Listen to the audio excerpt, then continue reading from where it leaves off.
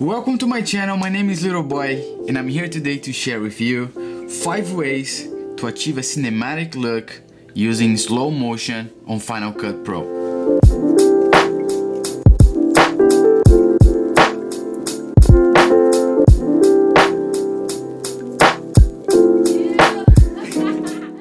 First, make sure that you have a camera that allows you to record 60 frames per second or more. Some phones those days have 240 frames per second. That's pretty good too. Let's jump into Final Cut Pro and let's make the magic happen. The first easy way to do slow motion is you're gonna press Command R and your clip is gonna pop this green tab. You're just gonna click and drag to the right. You're gonna see it's gonna be orange. You're gonna be able to make slow motion. If you're gonna drag to the left, it's gonna be fast. The second way, you're gonna go here in the clip that we're gonna work. You're gonna press M just to do a little mark. You're gonna press Shift B. It's gonna pop the same thing, but now you're gonna be able to have flexibility to work to your left side and your right side. So from my right side, I'm gonna do slow, and with my left side, I'm gonna do fast.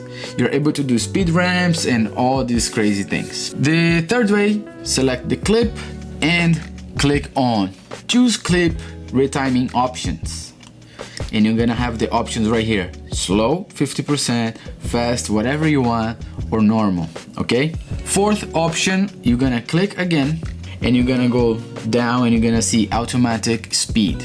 Since my clip is 60 frames per second, you're gonna show me that this is the max range that I'm gonna be able to stretch, so keep that in mind. Okay, after this you're able to pull and do whatever you want. The other feature that I like a lot is Command Post. If you don't know, I can do a video about this as well and show you how it works. But pretty much, if you have a MacBook Pro with a touch bar, I have the ability to set up all the settings and achieve very quickly. Let's say I wanted to spend for the max range, I press max. Wow. If I want to go to 50%, I just press 50. Or if I want to do safe area here, or if I want to do the lines here, or if I want to cut. So pretty much this plugin is gonna increase your workflow and it's gonna save you a lot of time. For me, it's my favorite thing. Thank you very much for watching this video. If you feel like you learned something, consider subscribing to this channel and give me a thumbs up. Let's see if we can have 20 likes in this video, just to show the YouTube algorithm that this has some nice content.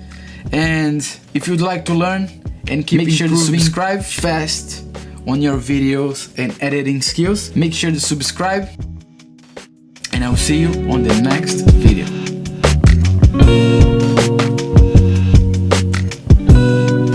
I think that's it.